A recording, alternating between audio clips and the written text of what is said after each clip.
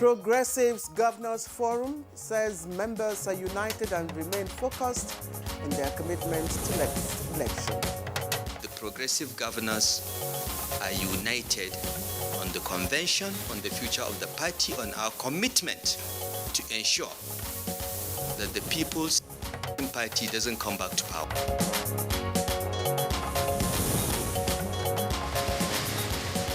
Minister of Power raises hope over reduction of excessive electricity billing in the country. Mambila has been on since 1982, you recall. Mambila has been on since 82, but it's going to on now.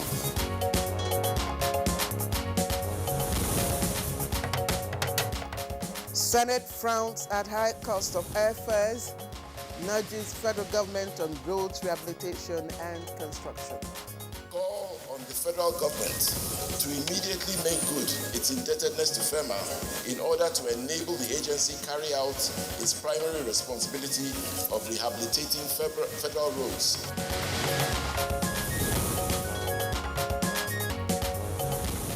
On Good Morning Nigeria today, we shall discuss the get-rich-quick syndrome and its consequences.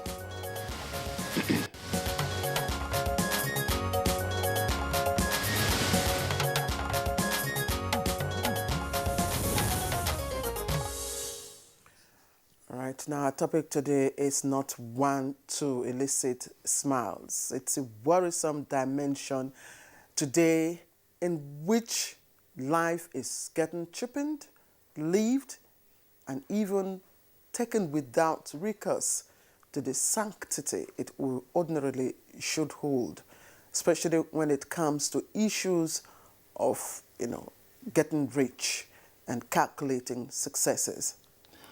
Well, Clay, I'm most certain several of our viewers would have seen, heard, or read about some of such ugly dimensions to the get-rich-quick syndrome in recent times. And really, the tales are bizarre and saddening as they come. Indeed, deep-seated in the get-rich-quick pool is, of course, ritual killings. There are other heinous acts carried out in, of course, craze for, supposed emancipation from the term poverty. And guess who guarantees those seekers of riches? Get rich quick, persona you don't even want to imagine. Kingsley.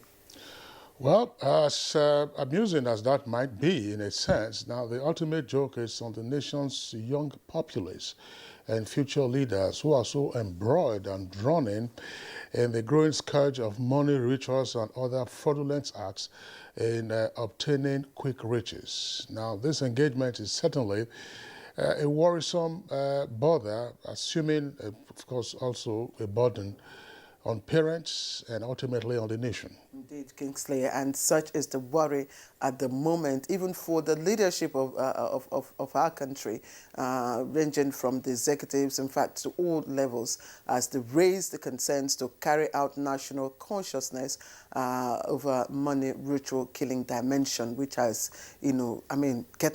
almost getting out of hand. There's no question about it. Almost every week, if not nearly every day, there are accounts of young persons who have been arrested on an account of allegedly participating in ritual murder of some persons. And sometimes the victims are persons who are close to them, a girlfriend or otherwise, or persons who have been lured in and their bodies dismembered, all in the quest of making money through various rituals. Now, a statement credited to the Honorable Minister of Information recently says the federal government is concerned about the rising cases of ritual murders by unscrupulous people, most of them very young, who are seeking to get rich at all costs. And as such, a process to raise national awareness on this scourge is most critical.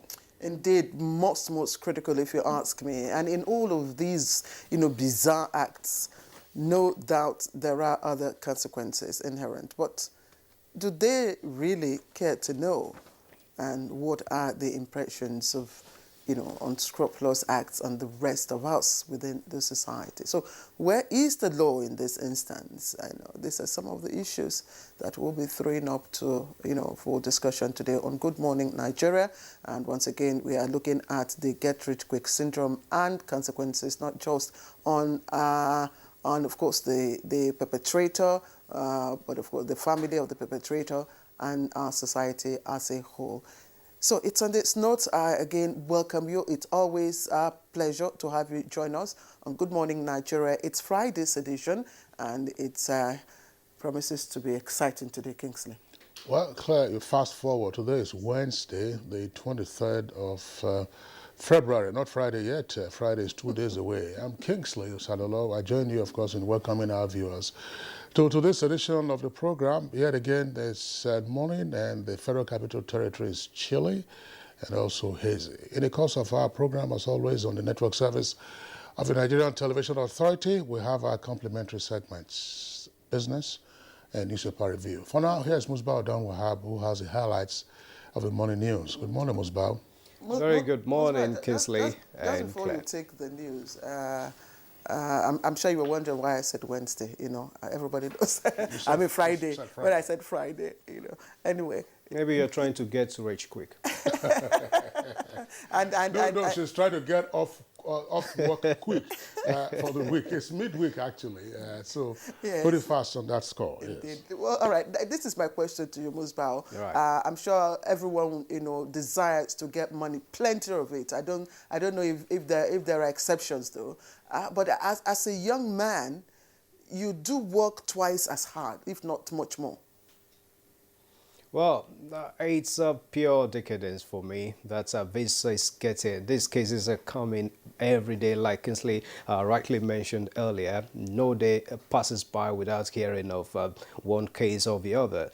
It's so sad and something that we need to, all the stakeholders, the society needs to fight this and end it as quick as possible. So sad too that some of those who are supposed to be against something like this are even in support now. You hear of parents even supporting one of the children to, to use one of them.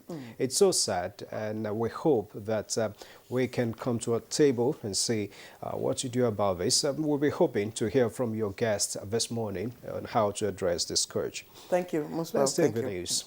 We're starting from the political arena as the Progressives Governors Forum says its members are not only united but remain focused in their genuine commitment towards ensuring that the governing APC waxes stronger in the build-up to the next general elections and achieves a very successful outcome. The chairman of the forum and governor of Kebbi State, Abubakar Atiku Bagudu, said this while briefing journalists after leading the APC governors to a meeting with President Muhammadu Buhari. 22 governors of the APC are united. We are in total support of Mr. President. We are appreciative of his leadership. We commend him for his leadership. Let nobody leave this room with any doubt that the progressive governors are united on the convention, on the future of the party, on our commitment to ensure that the People's Party doesn't come back to power. Elsewhere, the All Progressives Congress Governors Forum said it will work with relevant stakeholders within the party to ensure that they transparently deliver a national executive that will earn the confidence of party faithful. This was during the forum's meeting in Abuja. We have discussed and reviewed the elections that took place in the FCT, the Oshun primaries, the court judgment that resolved the Kano primaries issue. Away from APC matters, President Muhammadu Buhari on Tuesday granted audience to his Ghanaian counterpart, Nana Akufo-Addo. President Nana Akufo-Addo is the chairman of the Economic Community of West African States, ECOWAS. President Buhari and the Ghanaian leader held talks behind closed doors that lasted about 1 hour, but details of their discussions were not made public. The high-level engagements might not be unconnected with efforts at finding lasting solutions to the recent wave of unconstitutional changes of governments in the sub-region.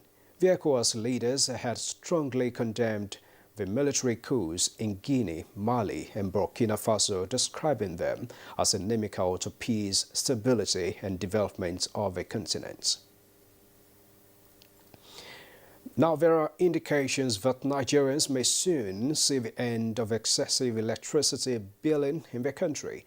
This indication is coming from the Minister of Power, Abubakar Aliyu, at a town hall meeting on federal government's achievements on infrastructure.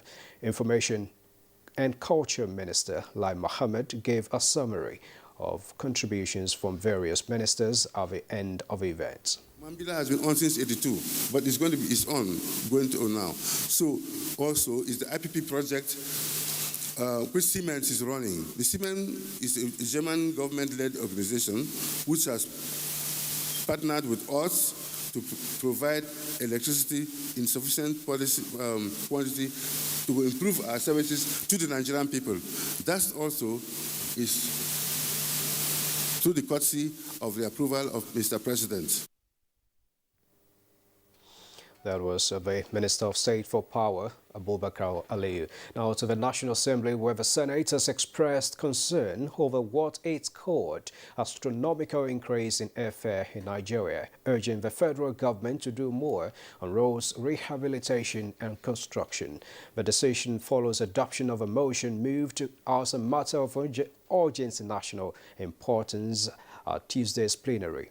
Immediately make good its indebtedness to FEMA in order to enable the agency carry out its primary responsibility of rehabilitating federal roads. And the House of Representatives has urged relevant authorities to, in the interest of students and development of the education sector, take necessary steps to bring an end to the ongoing strike by Academic Staff Union of Universities, ASU. The issue was among considerations during plenary on Tuesday. Labour and Employment and ASU that adhere to the clauses and provisions of the previous Memorandum of Understanding and Memorandum of Action in the interest of Nigerian students. Meanwhile, the Academic Staff Union of Universities, ASU, and the federal government, represented by the Minister of Labour and Employment, Chris Ngige, will continue negotiations next week to end ongoing industrial action by ASU. This was the outcome of a meeting between the two bodies last night, which ended without resolving all the contending issues. Demands. 5-point demands. We've gone through all of them, sorted them out, fixed timeline for action on about 4. Tomorrow, on the government side, we'll meet with Finance Minister and Education and the Chief of Staff, as directed by Mr. President, so that we can finalize certain gray areas in the issue of revitalization fund. A federal high court sitting in Abuja and presided over by Justice Zainab Dimka Abubakar has granted an application by the National Drug Law Enforcement Agency NDLEA to detain for 2 weeks more suspended Deputy Commissioner of Police Abba Kyari and 6 others under investigation for their involvement in a 25-kilogram cocaine deal. The court gave the order following an application by the Anti-Narcotic Agency pending the conclusion of investigation. About just a bit of news this morning. Good morning, Nigeria. We'll continue in just a moment with Claire and Kinsley. Wait for the discussion of the day. The ever-busy ancient city of Onitsha is a commercial hub with millions of commuters seamlessly linking other states daily for business, leisure, and other purposes. To upscale its road network, the construction of a 1.6-kilometer-long second Niger bridge, including a 10.3-kilometer highway furnished with other infrastructure, has been in motion by the federal government. This project will ease congestion on the existing 56-year-old Onitsha bridge and boost the economic capacity of the state as it easily connects to other parts of the country. The completion of the world-class second Niger bridge Onitsha will be one of the many proud moments of the state, its people, Nigerians, and foreign investors. Onitsha, which hosts the largest market in Africa, is geared up to boast of an impressive road network. Once again, these moments are made alive by the federal government, and it is deserving of all the applause. Everybody knows the secret to good cooking is that special ingredient. The mothers know it. But does this new generation know it? Let's find out. Mothers, daughters, are you ready? Yeah! Let the cooking begin. Erisco tomato paste. Now we get home, now we get love. Now we get children. We spice the world. With a meal so great and so healthy. You know we've got your back. Oh, with Erisco, Rigico, Nagico. Ladies and gentlemen, food is ready. Food of love. I love you, Pelu. Rigico tomato paste. Hi, na kosher na yellow na da. Rigico tomato paste. Good food for the body. Yum yum for the body. Erisco Rigico and Nagico tomato paste is made by Erisco Foods Limited, feeding Africans with healthy foods. To the right. Bila, you go to your left. Gotta do it. Thank you for the rejections. That taught me to keep striving. Thank you for the long hours. That taught me discipline.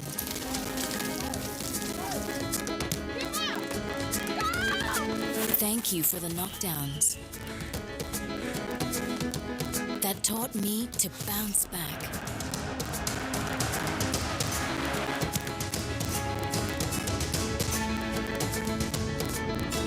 And for the unexpected victories,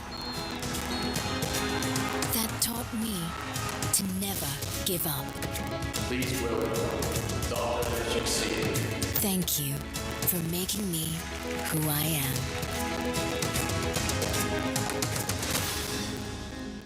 Contemporary times require practical skills to remain competitive and relevant in your organization. Therefore, take advantage of NTA TV College Short Proficiency courses to sharpen your professional skills. Computer Appreciation for Media Practitioners. Date 21st February to 28th February 2022. 1 week. English Grammar and Pronunciation for Broadcasters. Date 1st March to 25th March. 4 weeks. Administrative Principles, Processes and Practices. Date 11th March to 31st March 2022. 4 weeks. Modern Trends in Broadcast Media Marketing. Date 14th March to 13th April 2022. 4 weeks. Basic Broadcast Accounting and Auditing. Date 4th April to 19th April 2022. 2 weeks. The course fee for the 1 week course is 100,000 Naira per participant. The fee for the 2 week course is 150,000 Naira, while the course fee for the 4 week course is 180,000 Naira only, accommodation inclusive. The venue for all courses is the serene and secure environment of NTA TV College, near Old Government House, Rayfield, Jos. For more inquiries, please call 0803-314-4383 or 0806-980-9807. NTA TV College, training you to be the best you want to be. The counsel of our fathers. I believe we have fought one civil war too many in this country. So those who experience it will run away from it. Nigerian youths, let's build our nation together.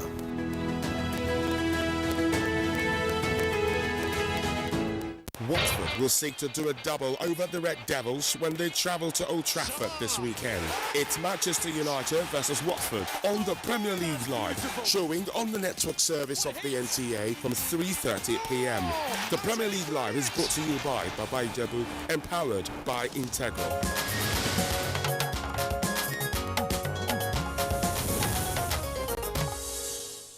All right, welcome back to the program. It's midweek's edition of Good Morning Nigeria. And We're moving on to business, and it appears something good is in the offing for MSMEs, and Alika Opanache will give us the details. The world is embracing fintech solutions for businesses. Crowdfunding is one of such key solutions, and Nigeria cannot be left behind. This is why the Small and Medium Enterprises Development Agency of Nigeria, SMEDEN, has signed 3 agreements with the United Arab Emirates Company for development of MSMEs through crowdfunding. The MOU will see SMEDEN providing entrepreneurship training and capacity building for MSMEs, while company will provide cashless services and crowdfunding for MSMEs in the country. The Director Policy, Planning, Monitoring and Evaluation of SMEDEN, Wale Fasonya, said the agreement is a demonstration of the agency's desire to tap into the concept of crowdfunding for MSMEs and other fintech solutions from other parts of the world. These are initiatives that will enhance the competitiveness of our MSMEs. The issue of insurance is very important. The issue of crowdfunding especially. If you put 10 MSMEs together and you ask them what are their main challenge, even based on our survey, 8 of them will tell you it's about funding. So anything that has to do with funding for MSMEs is of concern to us. The second part of agreement is providing accessibility to insurances, and the third part of our agreement is providing an alternative way of financing other than the traditional financing from the banks, that is crowdfunding. So these are our main mottos of getting SMEDEN involved and making a landmark movement towards aiming at providing a cashless society and also creating awareness across insurance products for all the small and medium enterprises across Nigeria. And next is the closing figures of trades on the floor of the Nigerian capital market.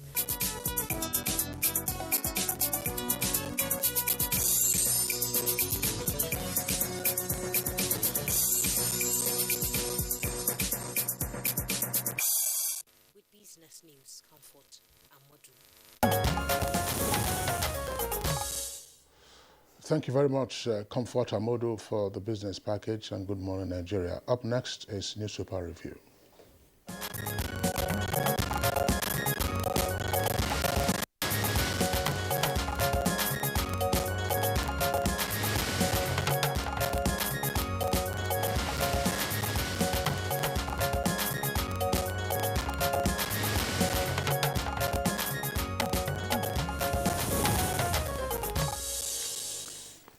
Let's welcome Bayo Atoyebe. Bayo, good morning. Good morning, Claire. And how come you were 2 days ahead? Maybe you assumed that because we are here, we always appear on Fridays together, so you thought today is Friday. Please come back to today. We've passed that stage. Good morning, Kingsley.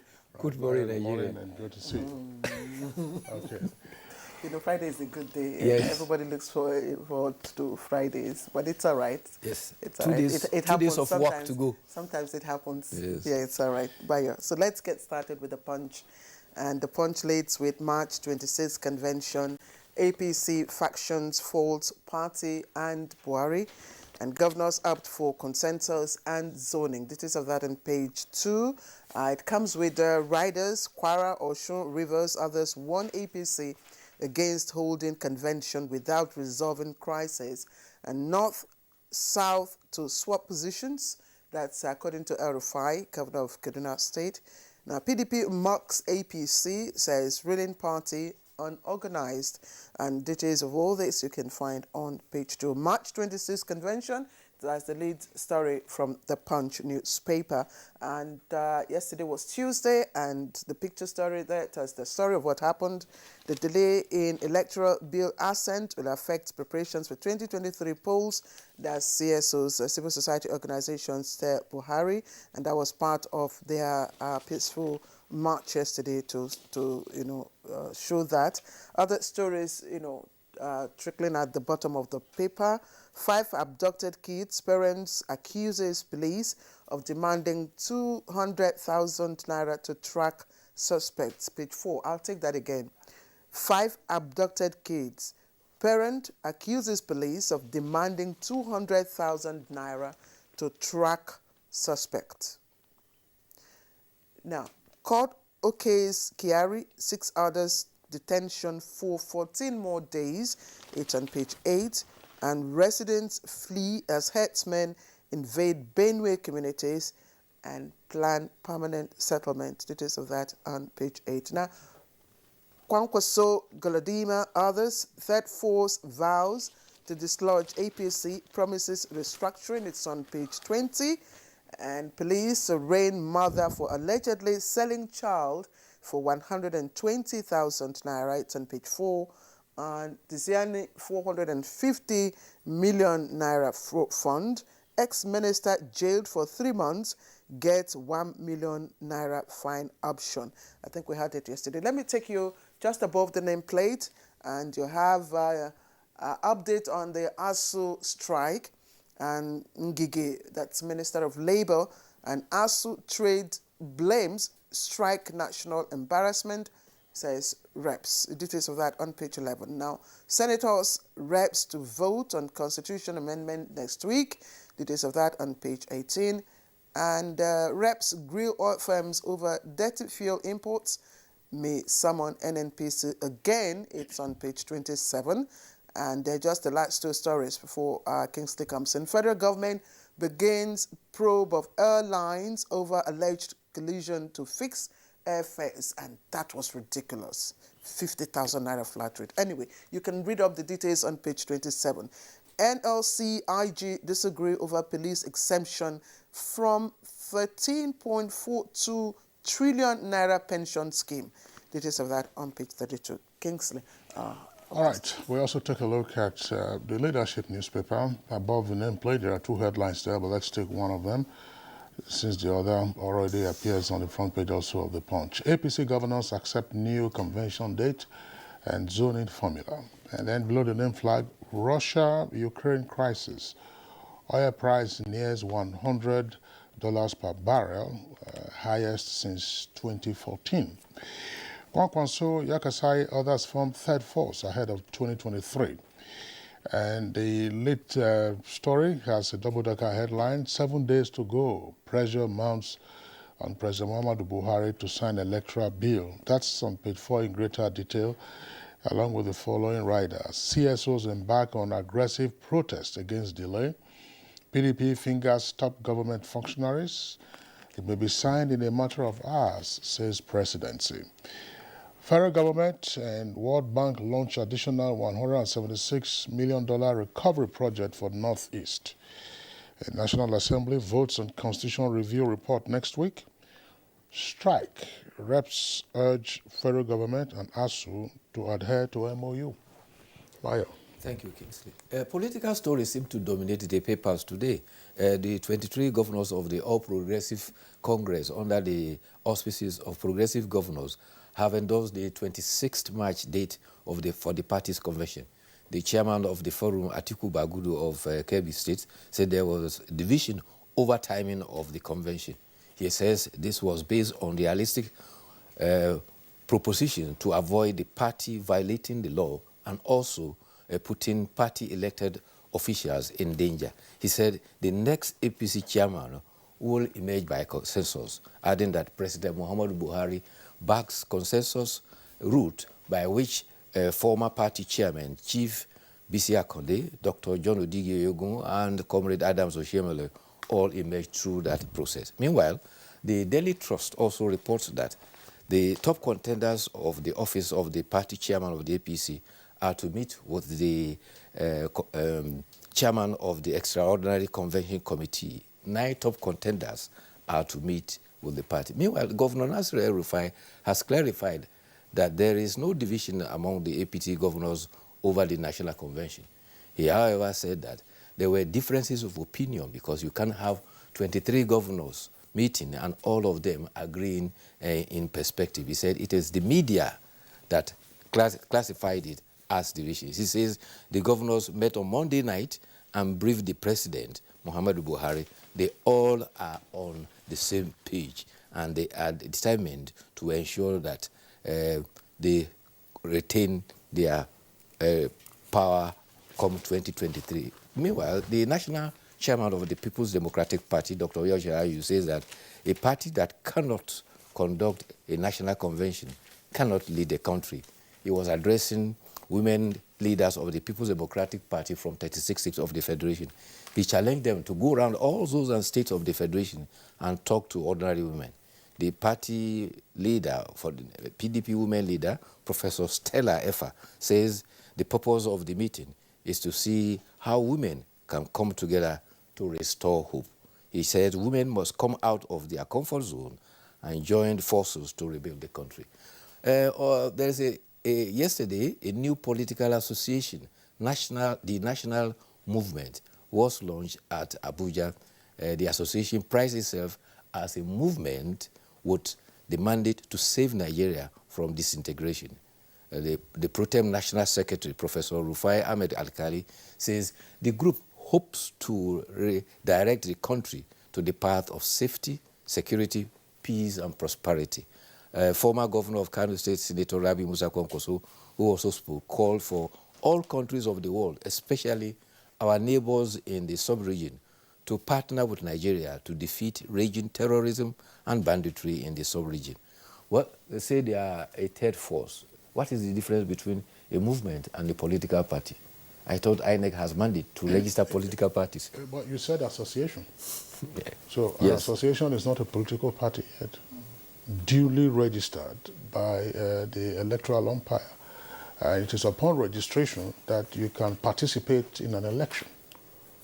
So, you're a movement. And so, whether that movement would then translate within to an association have and then to a political party, critical mass. Yes, would have the critical mass to become a political party, fulfilling all the requirements for formal registration. You having a constitution, having the required number of officers, and as well as, of course, the spread of your offices throughout the federation. So those are some of the requirements that you would need. I'm sure they're aware of the uphill task. Well, the leadership is reporting that it's 7 days to go to the 30 days constitutional requirement for the president to ascend the bill. In another development, civil society organizations are embarking on protests to put pressure on the president to sign.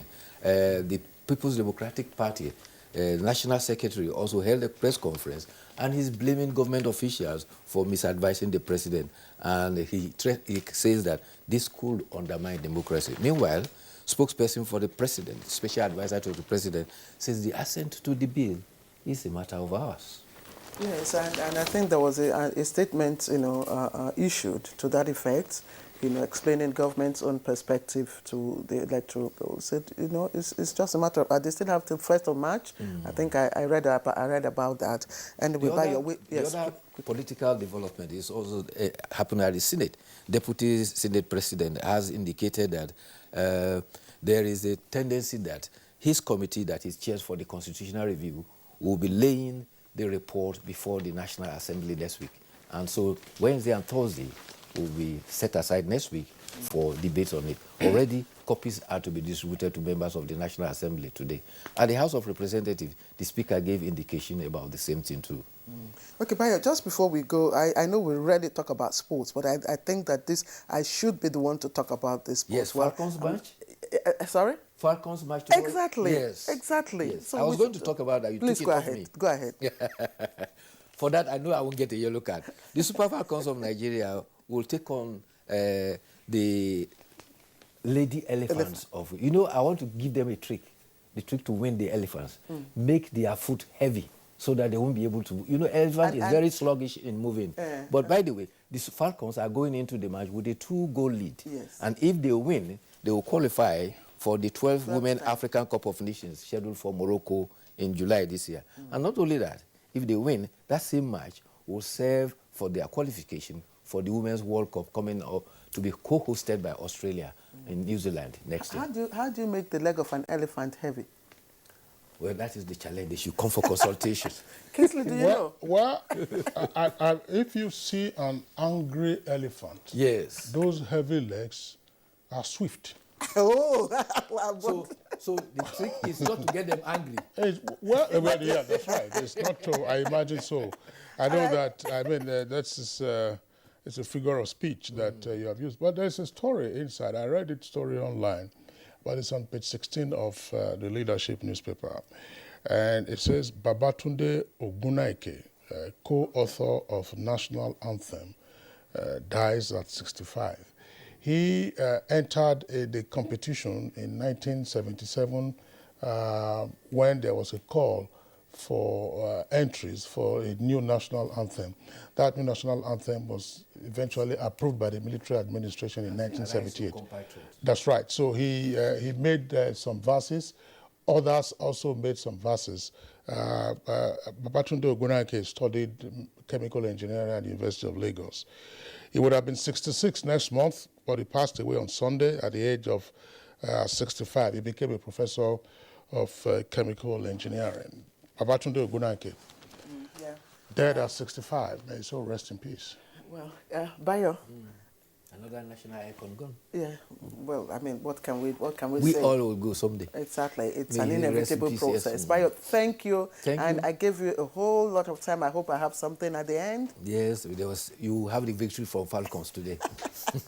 Okay, we'll see you tomorrow. Right. Have a good day then. You too. All right, this is Good Morning Nigeria. Wherever you're watching from, we're about to take off, and our conversation will begin after this break. The Nigerian aviation sector is rapidly growing with the construction of new international airport terminals in several regions of the country. The new Murtala Mohammed International Airport has an estimated passenger increase of 30 million annually and 15 million for Nnamdi Azikiwe International Airport, Abuja. Malam Aminu Kano International Airport is also expected to open new frontiers for the region with more travel capacity for the annual Hajj, while the new Akanu Ibiam International Airport, Enugu, avails more business opportunities connecting the industrial cities in the region to the world. These new terminals beat world-class standards with enabling infrastructure that aid air travel, tourism, and the eventual growth of the country's GDP. Open up commerce and, of course, link us to international societies. People from international community will come here to do business, and then that will bring in more revenue to the state. Now, distances can be seamlessly covered as Nigeria keeps raising its bar to suit global infrastructure standards. To the right. Mila, you go to the left. Should I do it? Thank you for the rejections. That taught me to keep striving. Thank you for the long hours. That taught me discipline.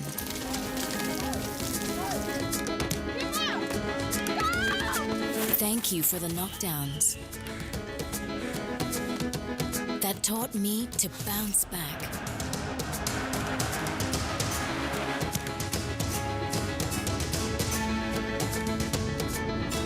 And for the unexpected victories, that taught me to never give up.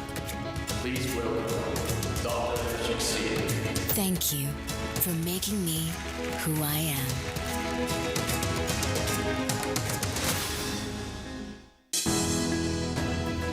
The Council of Our Fathers. My advice to these young people is please do not take us back to those harrowing days. You probably do not know what it is. Nigerian youths, let's build our nation together.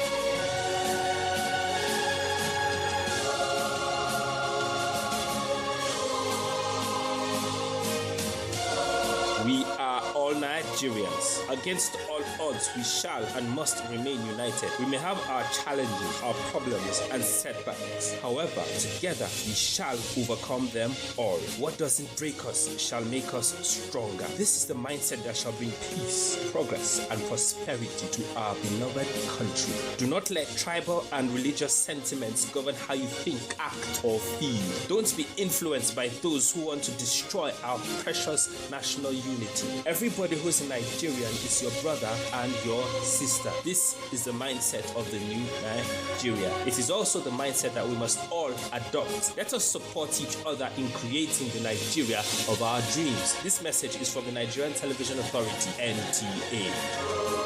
Watford will seek to do a double over the Red Devils when they travel to Old Trafford this weekend. It's Manchester United versus Watford on the Premier League Live, showing on the network service of the NTA from 3:30 p.m. The Premier League Live is brought to you by Baba Ijebu, empowered by Integral.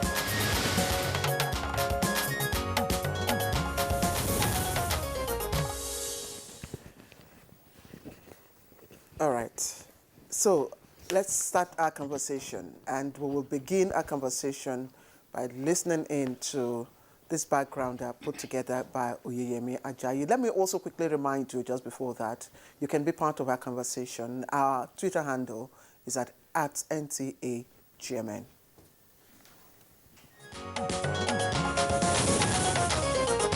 You want to bamba? You want to G with the big boys? Now you the wrong, kitty, you the wrong, get up, we drink with that chop cup. Ha! Hey! So you see how the thing goes? Greed and the desire to chill with the big boys have pushed many to the urge of getting rich quick, all in the flamboyance show. They engage in activities to achieve this purpose, and this includes ugly rites to money rituals. Although seldomly talked about, money ritualism has been a long-time act, a rite that sees to individuals using human body parts of their victims after being maimed for financial fortification. However, it's becoming worrisome as it gets scarier in recent times. Young people now see this as a way of getting rich, hence disregarding and forfeiting hard work. For some time now, news about severed and dismembered body parts have been the current trend, aside kidnappings amongst others. Sadly, the perpetrators don't seem to hide their identities anymore, as they move around the streets with the goal and target of getting rich. Some hide under the guise of the technology superhighway to con and swindle unsuspected people online, as acts referred to as Yahoo Yahoo as a subterfuge, whereas they actually engage in ritualism. For you to deny your mama where born you marry, I am ashamed.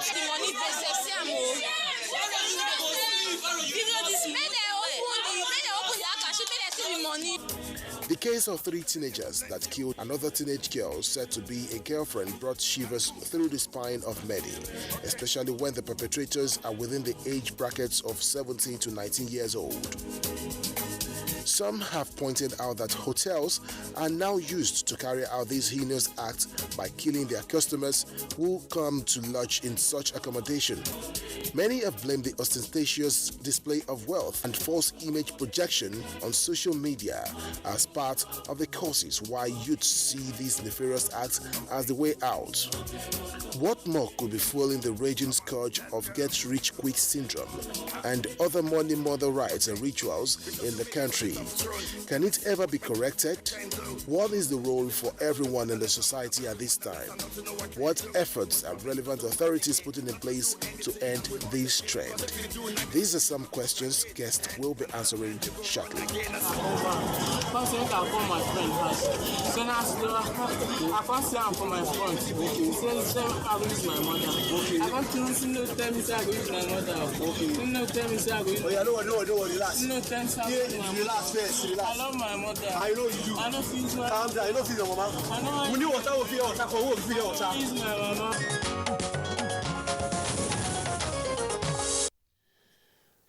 Oyeyemi Ajayi, thank you for that background. We have to apologize to our viewers. There was no prior warning of some of the images and footage that we showed in that background. A number of them, of course, have also circulated on the social media, but we apologize one more time for the distress this might have caused to some of our viewers.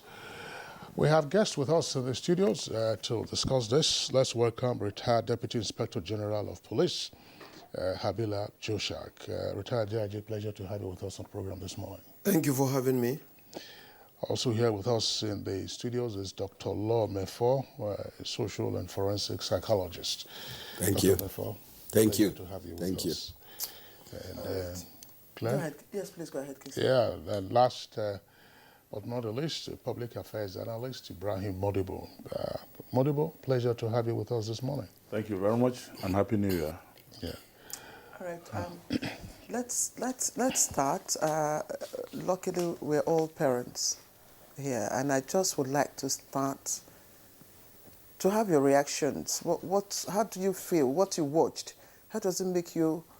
What emotions does it elicit from you? And I'd like to start from Dr. Mefo. It's really sad, and captures the mood of the moment. Very negative emotions, negative energy, and clearly depicting collapse in our value system. Hard work has been jettisoned.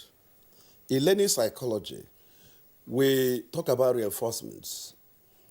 When a behavior, positive one, is rewarded, it strengthens its reoccurrence.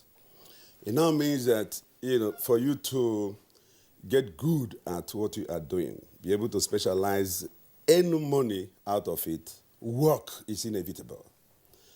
And here, we see our youths bypassing all this and bringing in measures that have no scientific value. You kill another, and then money comes. No basis for it. And you go to the extent of killing your own parents, your own siblings. Why then do we struggle? We struggle to be able to make ourselves happy, make our parents happy. And then the people you are laboring for are now your own victims. Something is fundamentally wrong. And as a parent, let me talk about as a parent. I have children, and I know what I go through to try to bring them up in the way they should grow so that they will become useful members of the Nigerian society. Let me pause you. Yeah. Yes, because I just wanted to get your reaction, how you felt watching those. That's what I said. Yes. It's disorientating. Beautiful. I just couldn't, it's something that I'd rather not even watch at all. All right. Madam Modibo. Yes. Yes, please. Share your feelings with us. Well, let me first and foremost thank NTA for inviting me. From the beginning of this year, I have not been here, and I wish you a happy new year and a wonderful presentations. I'm always in sync and in tune with most of your very wonderful programs.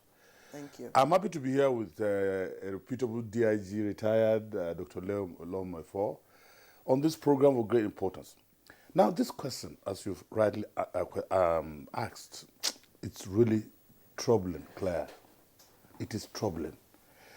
If you look at the Nigerian society as it is today, the craze for get rich quick as embodied or as symbolized by some of the celebrities, where you see display of wealth, display of, riches which were not really properly earned, it sends negative messages to our young ones.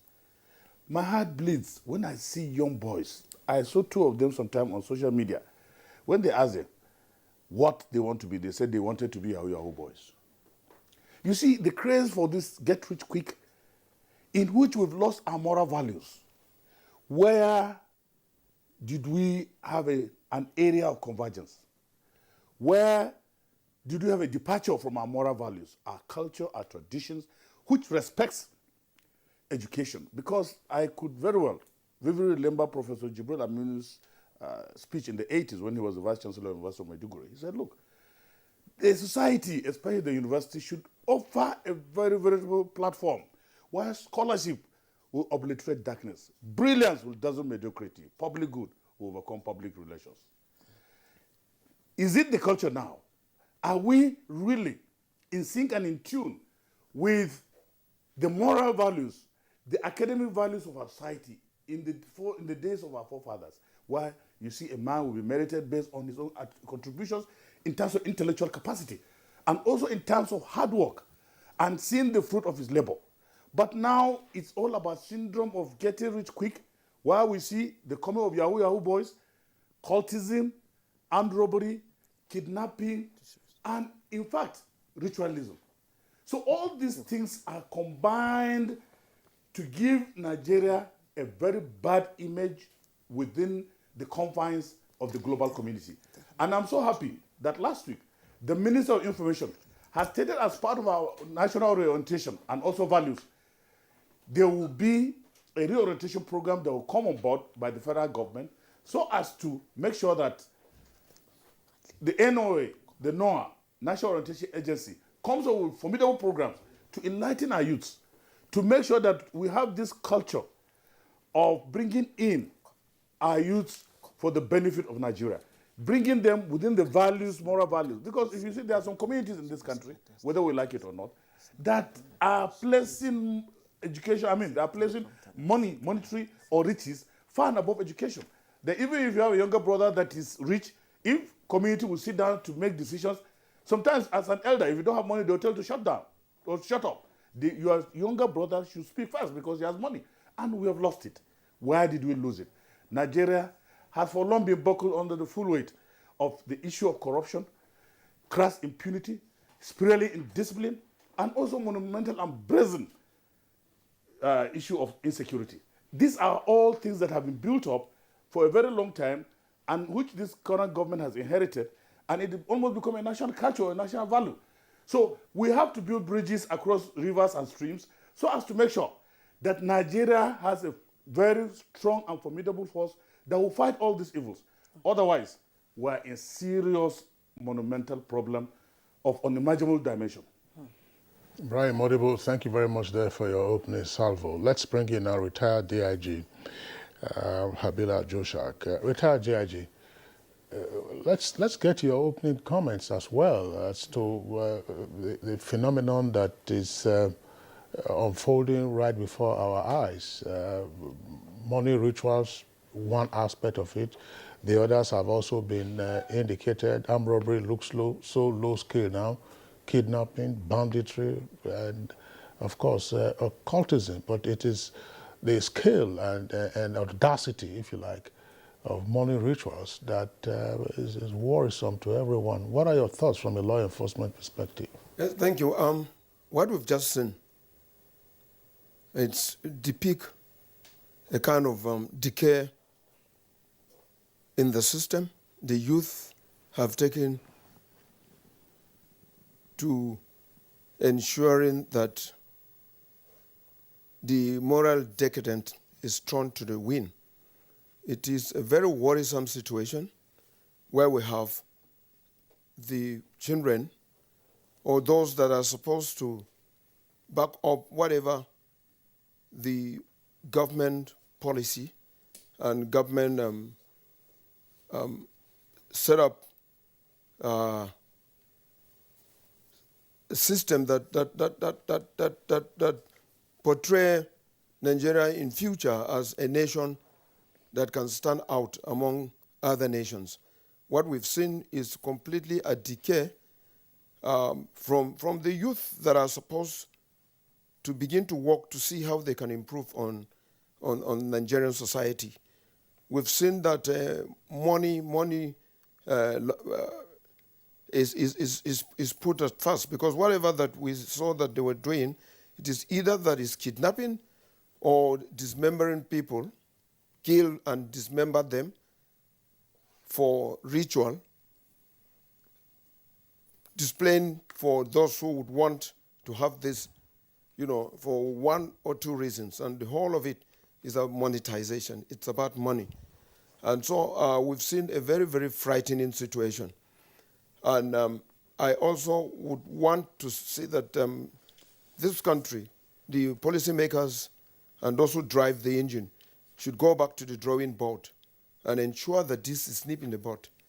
And then our legal system should be strengthened and they should be enforced. And those who are doing all this kind of thing, trying to destroy the fabric of this nation, be brought to book. In other words, this trend cannot be allowed to continue because it portrays negative for the nation. The nation is rather, instead of going ahead, it's been rot away. And so I think that we should ensure that we develop a law that will take care of this, and then the youth themselves must be sought for.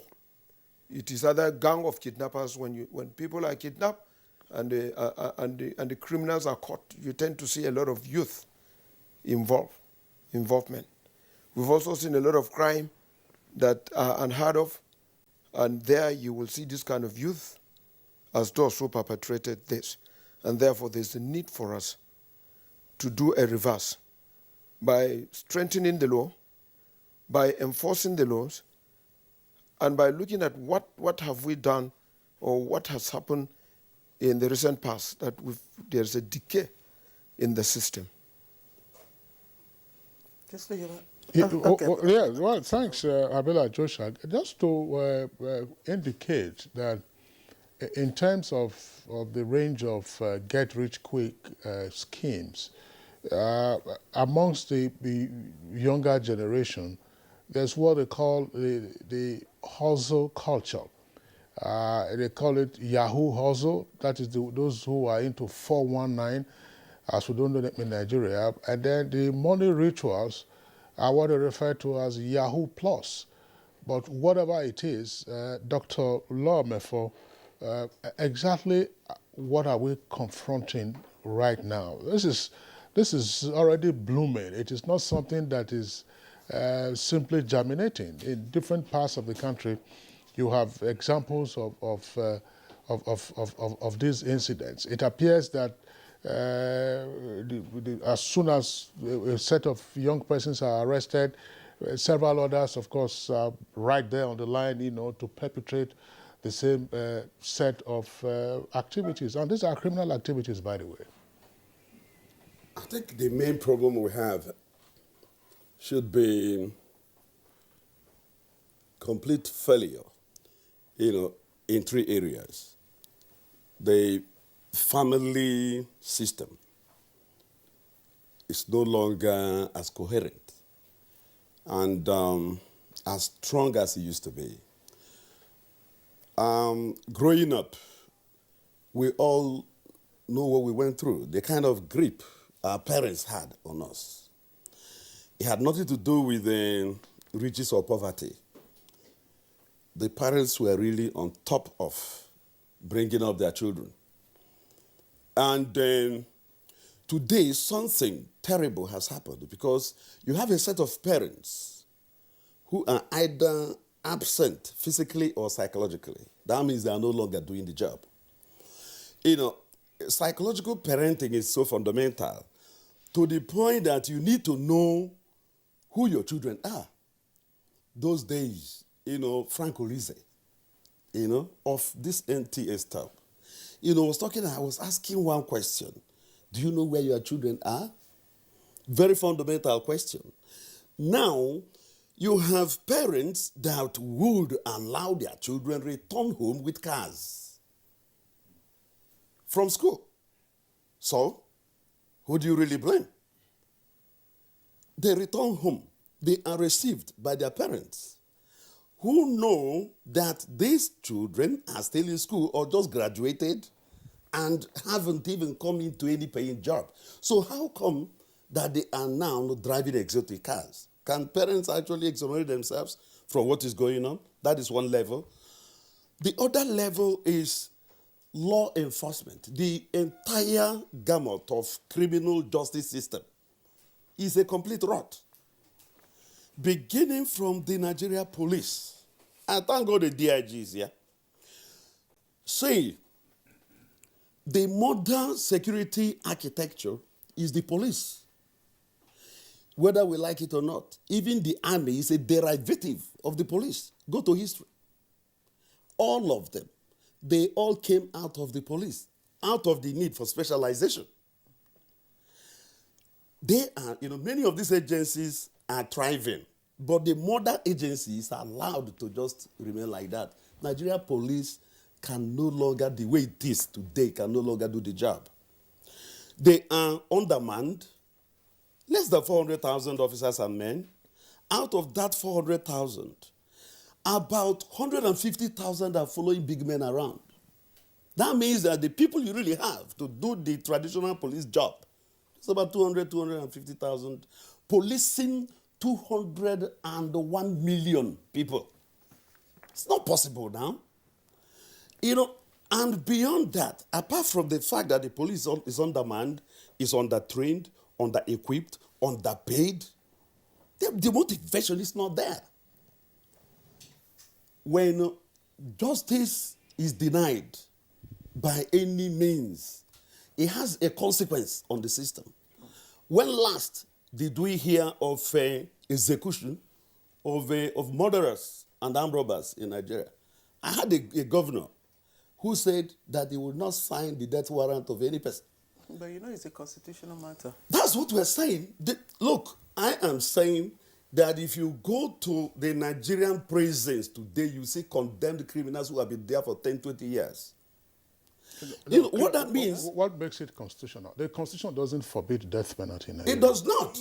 They have been convicted. No, listen. Our Constitution allows death penalty if you kill. No, it doesn't forbid it. That's what I'm saying. I totally agree with you. Yes. It does not forbid it, and the whole process is completed, and the person to authorize the execution refuses to do so. Now, what message are you sending? You are sending a message that you can get away with killing a fellow human being. That's the point here. That's the point I'm making. Yes, I will pursue this. We must go back. Look, you need to recover the family. You need to recover the police. Finally, so that can you displace? You see, the issue of insurgency, the issue of terrorism, has to do with physical establishment of camp. Yeah. All the security agencies, police, DSS, civil defense, all of them have state directorates where these camps are set up. Before a camp is set up and put to use by these criminals, you ask yourself, where is intelligence? Where are the preemptive measures? What were we doing when these people were grouping, arming themselves, getting to the point of being strong enough to challenge the state? Dr. Mefo, thank you. You've raised some issues. I know that Kingsley will take you up on some of those that bother with, justice, delivery.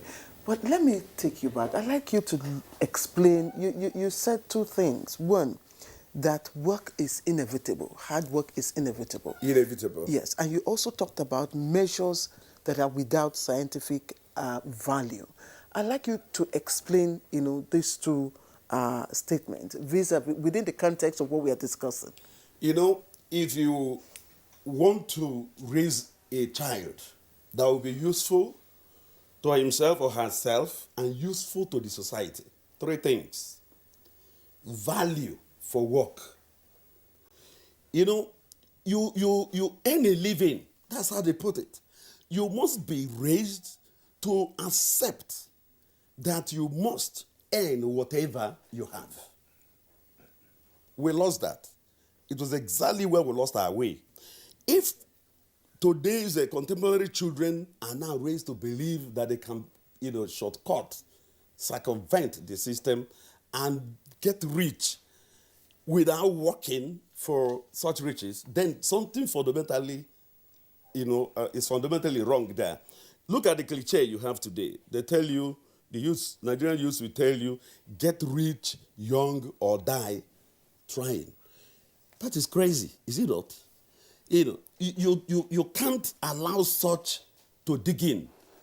Do you get the point? That is why I keep going back to the police. Because until you equip the police, train the police to be able to really monitor these things and follow through. For example, some of these people, ritual, traditional doctors, have their shops online. Go to Facebook, you find them. Are you saying we don't have Nigerian policemen, officers and men who are internet savvy, who can launch string operations and track these people down and wipe them out in 6 months? We have, but we are not following that process. Then, when when I talked about, a process that has no scientific value, superstition is such a fundamental problem in Africa, in Nigeria. We believe that nobody can even die a natural death in Nigeria.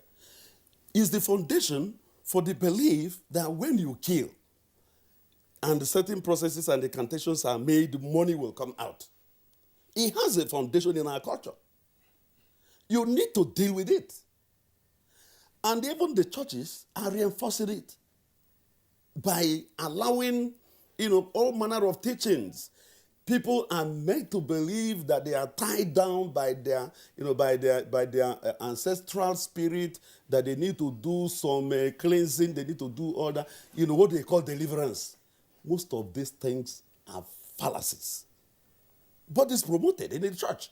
So when you have such foundation and you're telling a child that is being confused by a ritualist that if you bring your mother, you become a billionaire, it becomes something that can make sense to him. We saw if the you don't young have black something there. counter. We saw in one of the videos, we saw the young who said, they didn't tell me that. They don't have to tell you everything. Okay, now they told you to bring a human being, so it's only wrong to him now because it was the mother that was involved. So it could have been okay if it was another woman. All right. Dr. Lomefo, thank you. Before we get into the aspects relating to law enforcement, part of which you have also touched on, what is similarly worrisome in this whole saga of money rituals and broad variety of other get-rich-quick schemes has to do with reports from time to time, some of it also anecdotal, of parents encouraging their children to go for Yahoo training. That's it. So, Ibrahim Modibo, what is it that we are saying here? We say we have lost our family values, parents are not in charge of their children, but there are some parents who are alleged to be sending their children to say, go and train. At the police have busted some training camps somewhere in Ogun State, and I think also somewhere in Edo or Delta. They've busted them, and these are parents who are, I don't know, what's Ibrahim Modibo, what are we dealing with here? Kingsley and Claire, my heart bleeds once again. At what point did we miss it? At what point Nigeria, as a society guided with reason, a society that has been blessed with a lot of flora and fauna, a society has been blessed by abundant human capacities, the world over, if you go, you'll find out that Nigerians have been excelling in almost everywhere. We have a lot of doctors that have been manning best hospitals in the US, in UK, and what have you. Sea engineers, automobile, and what have you. We've been having a lot of people, scientists, and what have you, with character and distinction. At what point did we miss all this? These are the fundamental questions that we have to raise. Why are parents insisting on the get-rich-quick syndrome in both content and character? If we look at the issues of this get-rich-quick syndrome, has to do with the celebration of filthy accumulation of purloined wealth. If anybody steals money or gets it by whatever reason, people don't care to ask. In those days, if they see you with even a new dress, your parents, if they see you, they'll ask you, from where did you get it? Or if you come with a car, or even a bicycle. In those days, bicycles used to be the fashion. When we were growing up as young people, you hardly see machines or cars plenty in it, but bicycles were the in thing. So if they ask, if they see you with it, where did you get the money from? But today, once you come with a car, whether you bring it from the moon or the skies, nobody bothers. You find a parent will even encourage his own daughter or son to say that, look, have you not been seeing so-so-so son, your age grade? He has built these skyscrapers. He has brought these cars. See limousine, see all this. Look, you are just sitting here eating my food freely. So, you see, these are the things that tend to make all these youth get into these issues of Yahoo, get into armed robbery, get into kidnapping, get into ritualism, get into cultism. All these things are all combined because we've lost the moral values. We've lost our culture and tradition that abhors anything that is filthy, that abhors anything that is not well earned. In the days gone by, education used to be the prime thing. It used to be the in thing. But now, people don't even bother. They will tell you that, look, there's no way we're going to school. After all, if you graduate, there are a lot of these graduates now that are selling ATM machines or doing this POS. So why do you need to go to school? Go and do Yahoo, or go and cut somebody's head because our population is even too much, 200 million. So if you want, just go and do whatever you want and then get rich. This is the disaster. We are on a time bomb. We are on top of a gunpowder placed on top of a bazooka. DIG, whenever I see the police, I am in sync and in tune of appreciating what they've been doing. If you look at a country of about 200 million people, we have almost about just barely 500,000, or about, well, just like Dr. Mefo said, about 400 and something. Money about 200 million people, it is not an easy thing. We have to appreciate the demands and dynamics of the police operations because they've been trying. These Yahoo boys are very intelligent people. Yes. That's why this governor of, I appreciate the governor of Edo State that said, look, instead of castigating them doing this thing, let us mop them up, get them, sing in sync, and then train them to more productive ways of earning a living. I think this is one thing that should focus the attention of the government. There's the need for the government, as the Minister of Information has rightly stated, that the National Agency should form a vanguard of public enlightenment so as to see to the possibilities of, reducing all this carnage of ritualism, all this get-rich-quick syndrome, all these killings and whatever. It is just not there. We are just not there. Nigeria, as a nation, we need to think out of the box. Okay. But even within the box, let us look at the temperament. Let us look at the population. Let us look at what will progress this country. And what will do that is education, our moral values, and also the appreciation of hard work. Indeed, Madam Modibo, thank you. You just mentioned something I would like to, an expert I would like to ask the DIG, retired DIG here. You talked about education, and I know DIG, everyone knows that the fact that the correctional centers are filled to their brim and in fact overflowing indicates that the use of force or even violence for violence is not an efficient deterrent approach, to solving issues. And as you know, in medicine, they say prevention is better than cure. Dr. Mefo said that the youths are taught to circumvent the system. That falls within the purview of education. Where do you put the blame squarely on? I think both in our institutions where these boys have gone, and then the parental, and then what we do as a country out there, whether in the society or in where we work. There's a lot of compromise. I would rather say all these boys that go look for money, either by killing one another or kidnapping or cattle rustling and some other very dirty crime that they found themselves. When they get home, they are always celebrated by their parents and everybody around. They throw money out and in, and a lot of them make use of hotels now. They live in the hotels. They live in groups.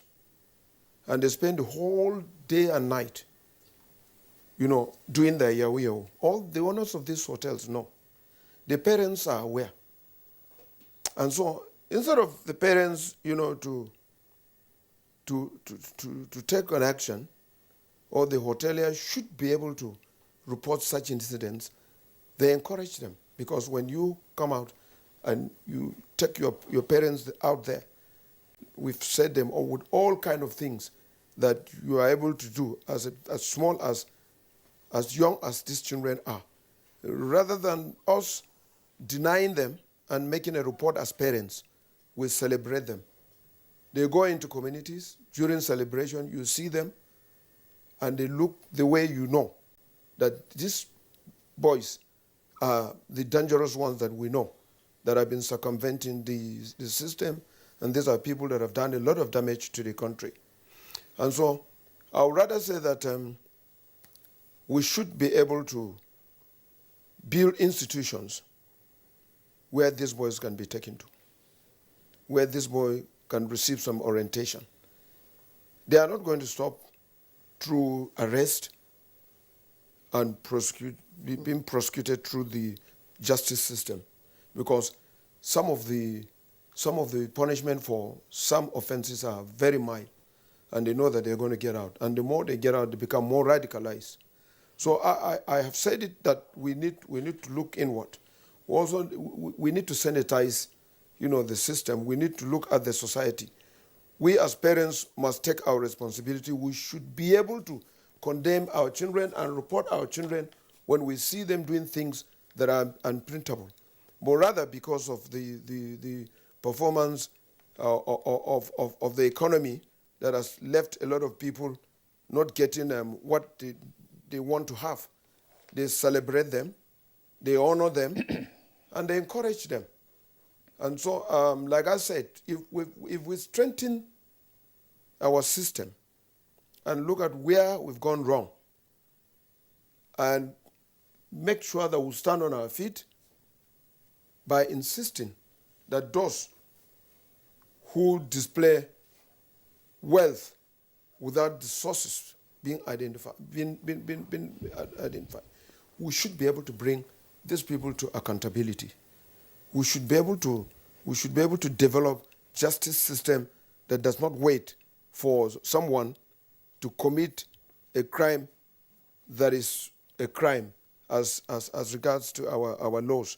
But some of these laws, some of these things should some other alternative way of getting to people who are, displaying wealth, people who are known in the society for ritual killing and the rest of it. We should be able to develop the justice system to capture them and to insist that we get to know what exactly they are doing for a living and why have they come this way with this kind of wealth. But sometimes even those who display such affluence, unexplained affluence, get the cover of the law. That's it. It's the law that is weak, but I wouldn't say that those who enforce the law, compromise.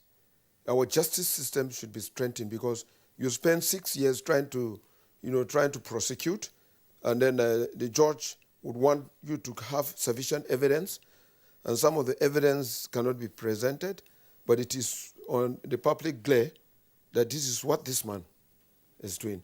And so I am saying we should go back and look at the justice system and then also build some institutions that can pick these people who are suspecting, pick even the owners of these hotels where they harbor these people, and get them out and then let them be accountable. You can't do that now because every person that is suspected to have committed any crime is presumed to be innocent until the contrary is proved.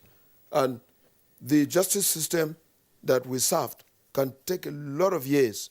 Those who started might retire before the conclusion of prosecution. Some of the judges may just not be there, and all the time you have to take it back. After 3 years, you have to go back as a new judge to the first, to that very, and most of the evidence that you would have presented were not there. And so our justice system should be strengthened.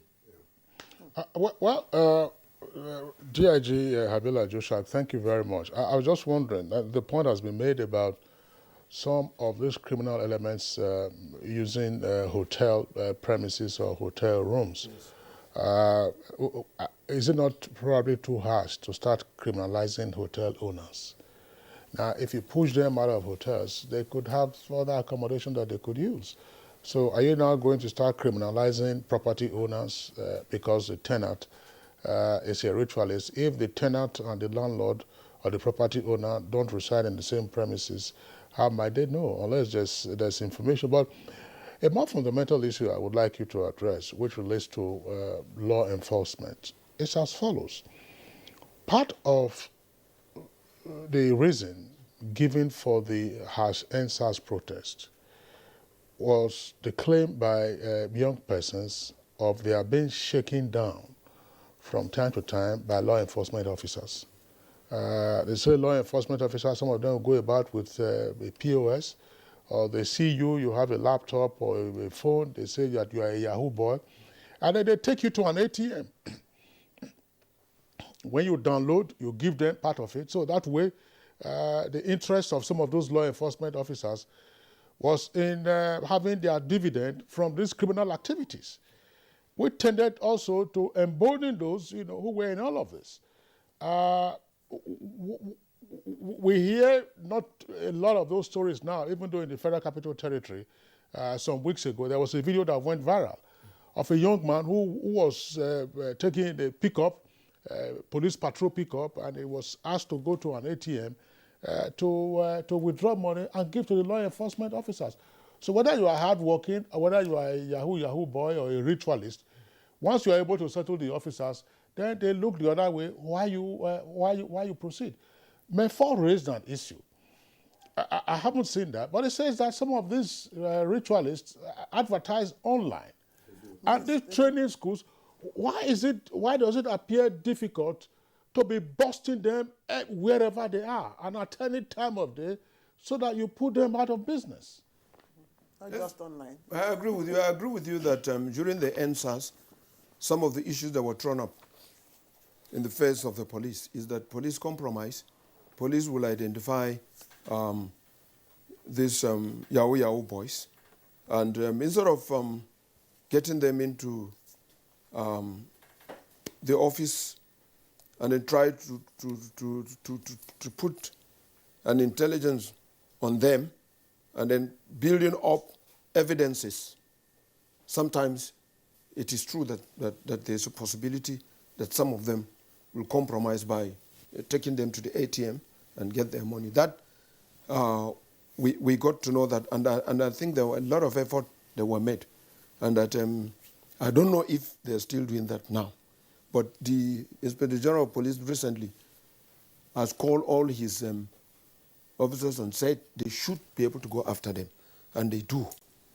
But what I'm saying is, these are boys from parental homes, coming in, going out and coming in with a lot of items that are so expensive that you cannot imagine that such boys would have. So because the community, the society, the family unit must be very, very up and doing by trying to know that their children or the neighbors, the boys around the neighborhood have exhibited some character and some wealth that is... DIG, I apologize for jumping in. What we are seeing now, gentlemen, and I mean that none of us here who is probably less than 50, who is less than 50, they say that you always know the bad boys in the community. Yes. In the past, when we were not having this large-scale Yahoo or Yahoo Plus, you always knew who the bad guys were. And it was also a problem at the material time that if somebody squealed on, say, an armed robber or some other criminal element, in some cases, it was alleged that the police could point out and say, oh, Mefor, you were the one that went to report me to the DPO. The DPO is my friend. The same thing is said to be happening now. So you report a Yahoo boy who's driving a flashy car with no visible means of livelihood and no future whatsoever, and the boy comes around, honking his horn and saying, you think you can do something to me? That person you went to report me to is on my payroll. You see, I won't dismiss that totally, but I can let you know that if there are security agencies, whether of the police or of the civil defense and others, you are only likely to get a few, just few of them. And the few of them now cannot decide the fate of others. But I will tell you that there are a lot of very good police officers and other security agencies out there, even the military, because the military also is now in the internal security. The problem is that when you get these people and get them red-handed, how do you prosecute? it takes a long time. If the law is not strengthened, it takes a long time. To convict a Yahoo boy takes a long time. And if you put the Nigerian police and then they tell you their experiences in court in an attempt, to prosecute this boy, it becomes so difficult because the law have not been strengthened. The points to prove, it's a big problem. And that's why I'm saying that we should just go back to our laws and ensure that we strengthen them so that the police can get these people together and slam them down. But without that, it is not possible. You take a lot of months. Sometimes the judge is transferred. Sometimes the police officer that is prosecuting is taken from here to Katsina. And then he will be coming from Katsina to attend court here. And some of the facilities for him is just not there. Some have retired and hand over cases. How do you now deal with that? Well, I think we should be very swift. The laws should be strengthened. So as soon as you get these people, someone must be punished. These people must be accountable. These young boys, there must be a deliberate attempt and something to be put on ground just to check most of this crime and criminality of kidnapping, even kidnapping cases you go to prosecute, it takes a long time. And the prosecutors and those who investigate are also being threatened.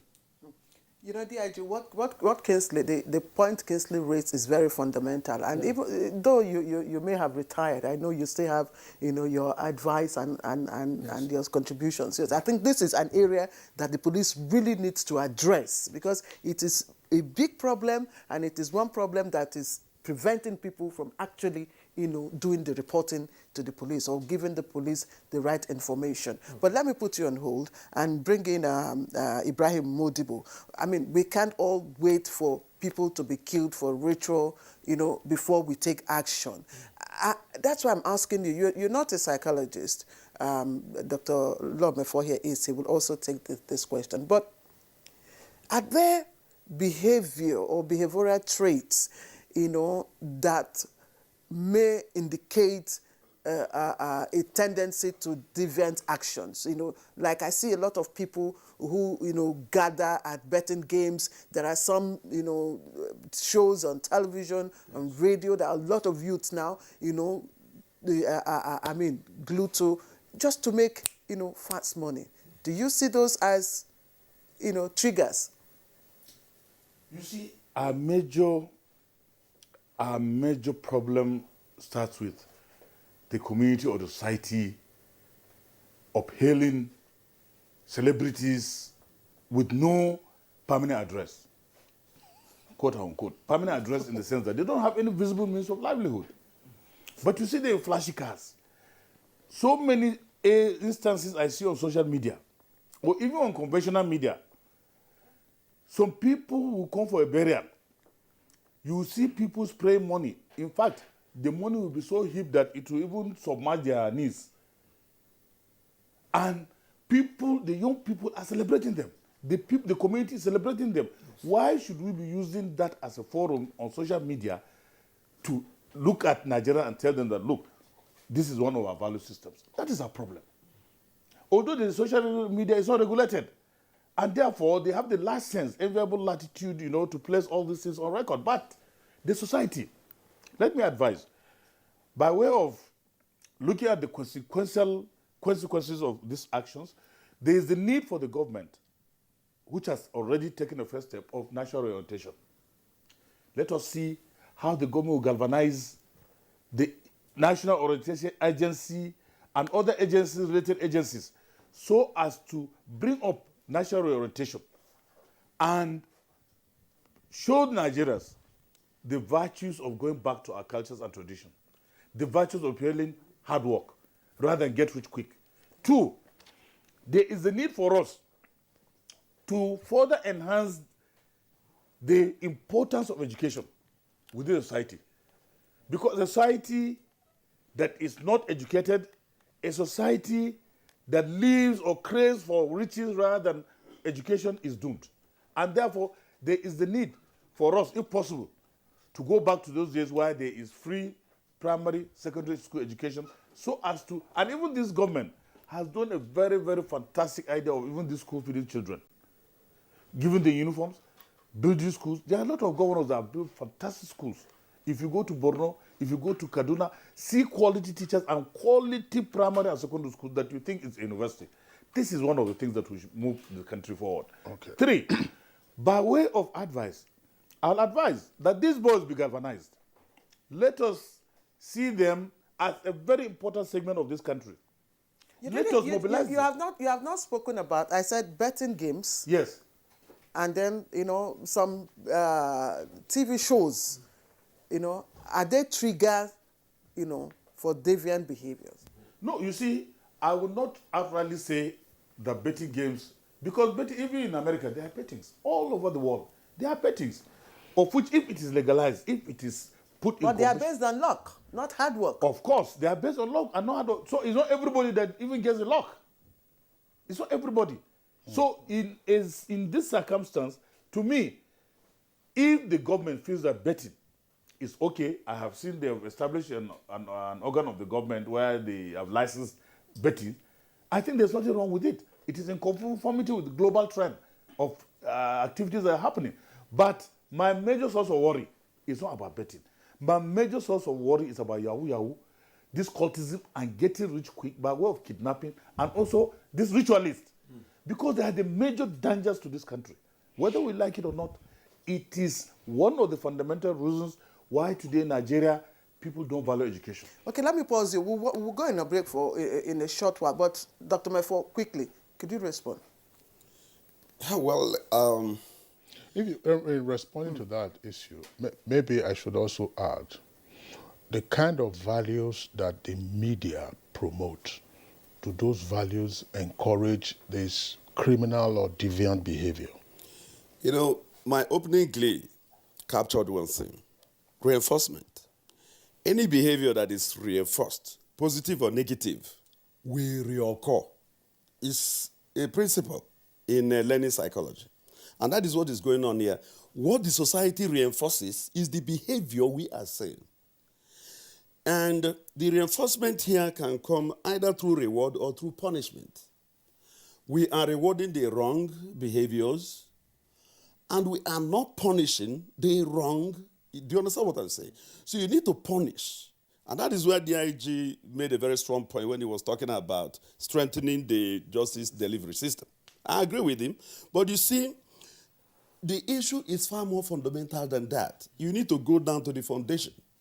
Yes, let me share a little experience. I was in a federal high court the other day, and a law enforcement agency brought a suspect, and they came with a plea bargain. A Yahoo matter. The young man that defrauded a white woman was ready to pay. And the law enforcement agency that brought the young man to court was, entering plea bargain. The judge asked a question, very instructive. The judge asked, the defrauded woman, is she in agreement with the plea bargain process? There was no answer to that. What I meant was that within the security agencies, they conclude all these things even without bothering to know how the victims feel. It's part of that reinforcing process. So if you look at it, you discover that what we are facing is so holistic, so systemic. The decay is total, and it cuts across board. When we were in the university in the 80s, yes, right? You have to complete your thoughts now. Okay. Yes. In the 80s, we had, cultism was only in the universities. But now cultism has left it's not only in the university, it's in secondary schools, it is in primary schools, it is in the motor parks. Cultism. That is the foundation of part of what we are facing. Why did we allow that to germinate, implant, blossom, and become the model for the youth in Nigeria? Okay, that is where the problem is. Thank you very much, Dr. Mefo, for that good pause. So let's take a short break. When we come back, we'll probably look at, what can be done and how we can get out of this bad situation. The 157-kilometer Lagos-Ibadan Railway is the first double-track standard gauge railway to be built in West Africa. The Mobolaji Johnson train station is a masterpiece, an infrastructure that is gradually becoming an iconic building in Lagos State.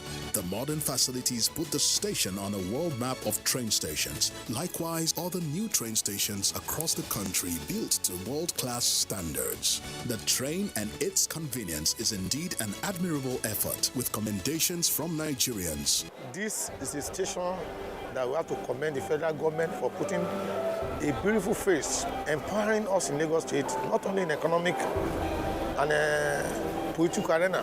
I can say that I'm really impressed with the infrastructures in place. Kudos to the Minister of Transportations, kudos to the federal government. Truly, good things are coming out of Nigeria, and the federal government is deserving of all the applause. To the right. Mila, you go to the left. Thank you for the rejections. That taught me to keep striving. Thank you for the long hours. That taught me discipline.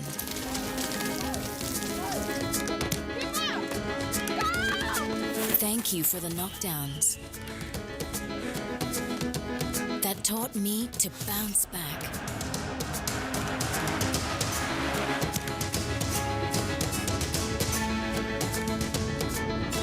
And for the unexpected victories, that taught me to never give up. Please welcome Dr. Jixi. Thank you for making me who I am.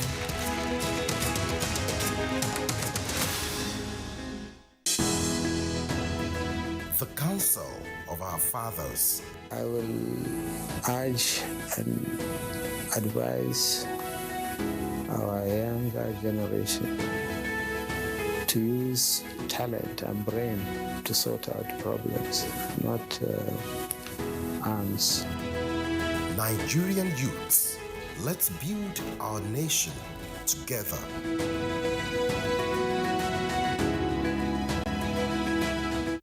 Watford will seek to do a double over the Red Devils when they travel to Old Trafford this weekend. It's Manchester United versus Watford on the Premier League Live, showing on the network service of the NTA from 3:30 p.m. The Premier League Live is brought to you by Baba Ijebu, empowered by Integral.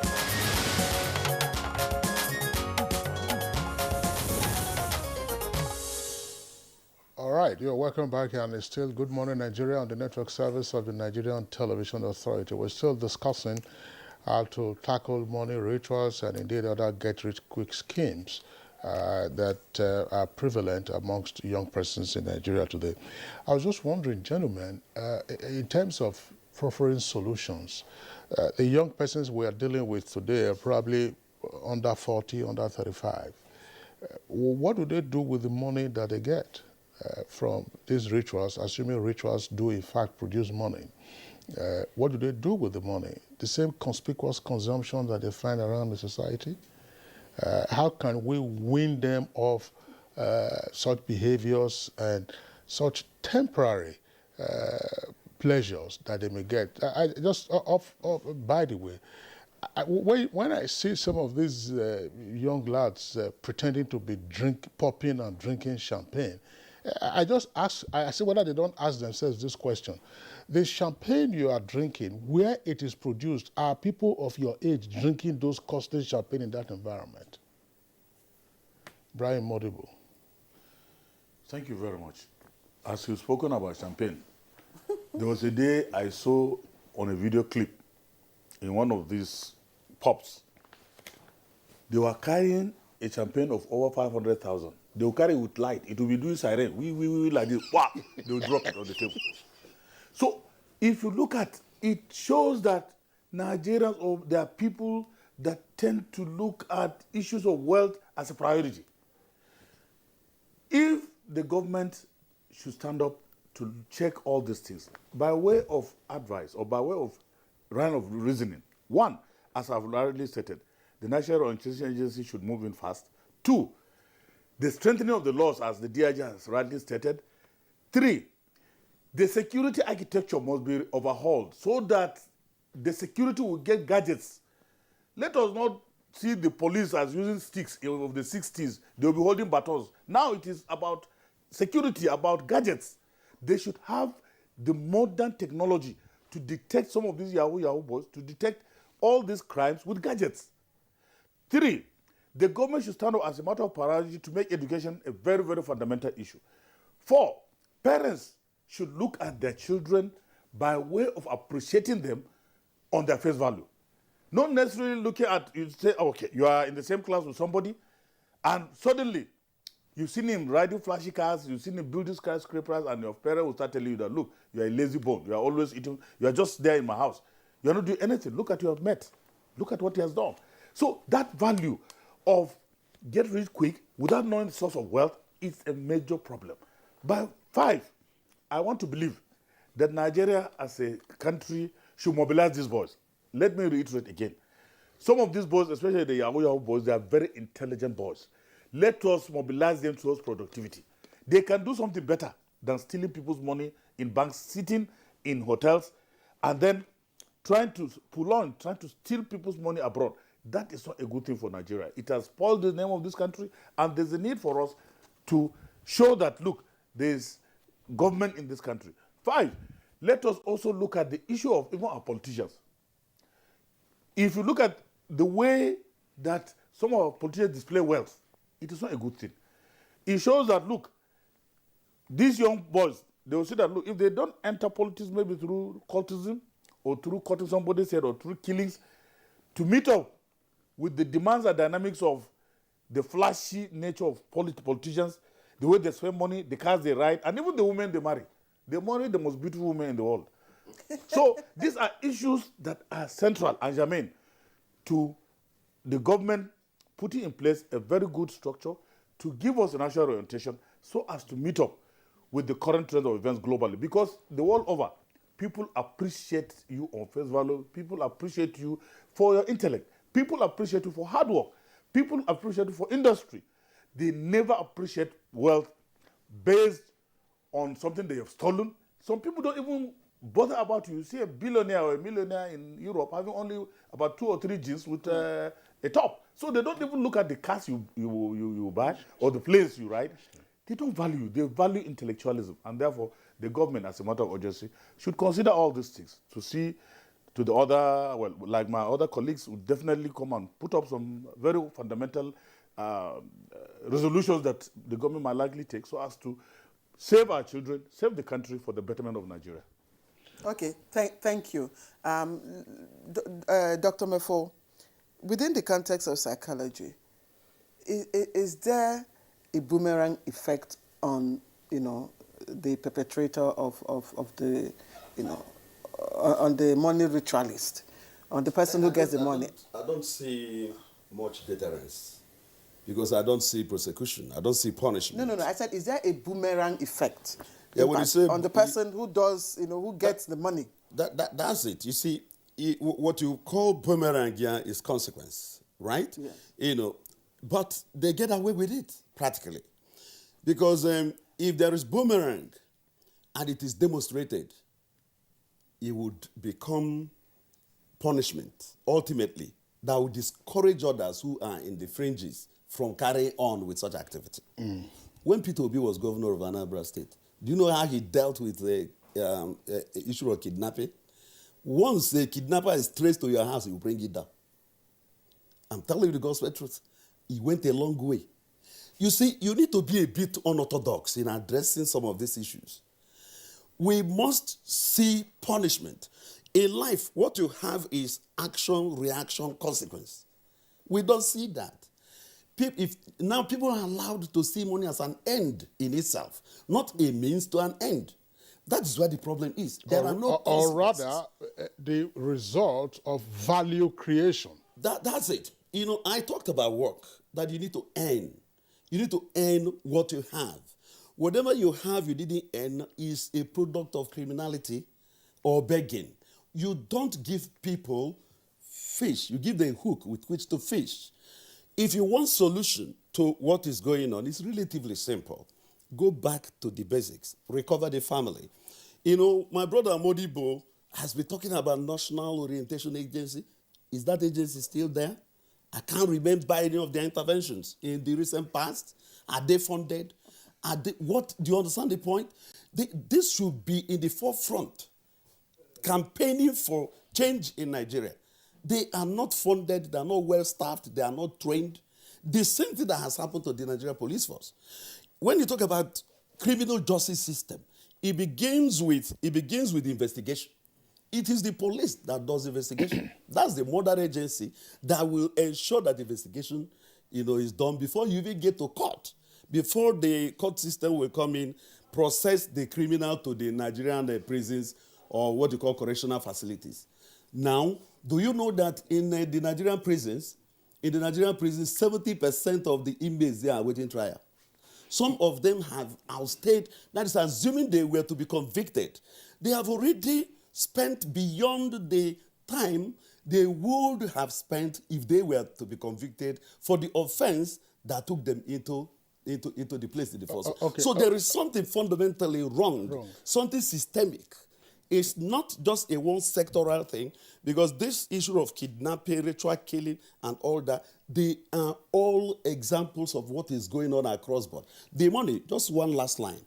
The money, much of the money the Yahoo boys make, ritual killers make, pass through the banks, right? What stops the EFCC going after the money?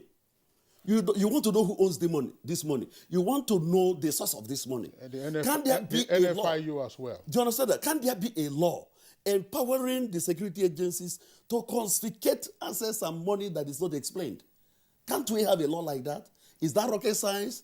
The fact remains, you have a total decay. It's still the lawyers that will go and defend them and get out the money. The lawyers will defend you when the matter is in court or when you are arrested.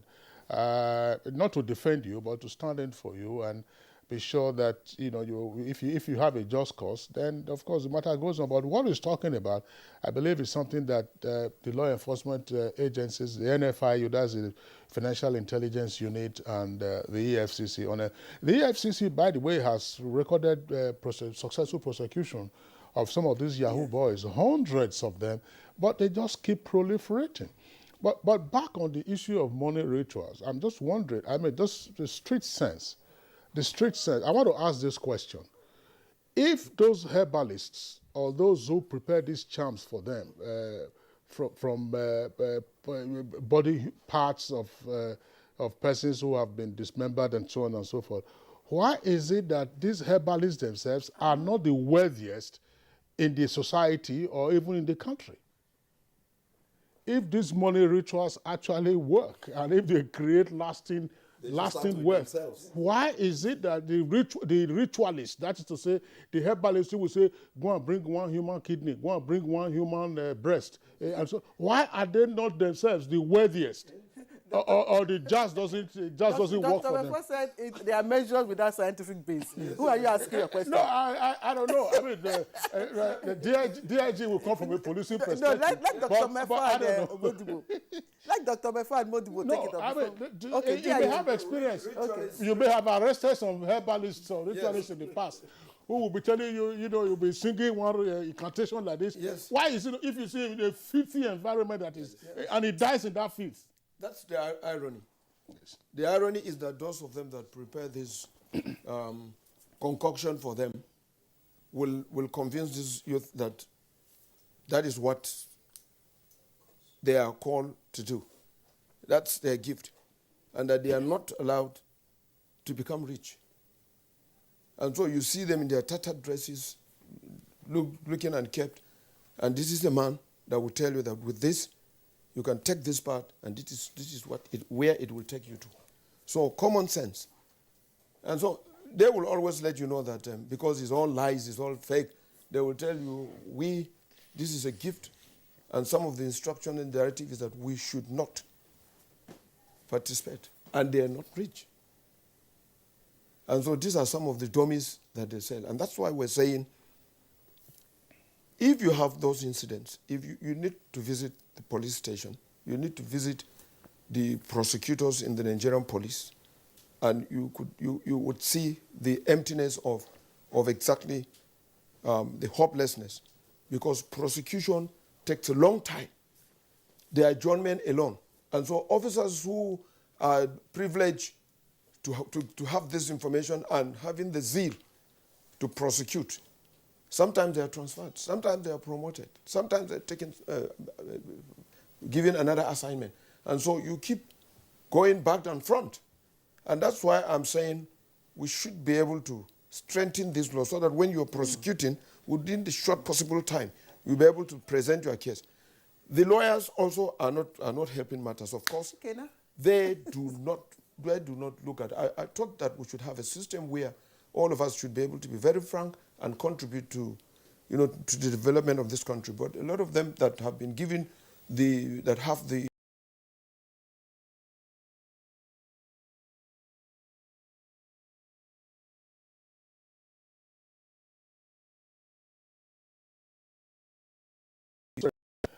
Let me throw this in as well. Some of these videos, you see them, but some, of course, are comedy skits and so on and so forth. I watched one recently, and it wasn't in Nigeria. It was outside, but we can use the lesson therein. They were asking some ladies, young ladies, say, who would be your preferred man?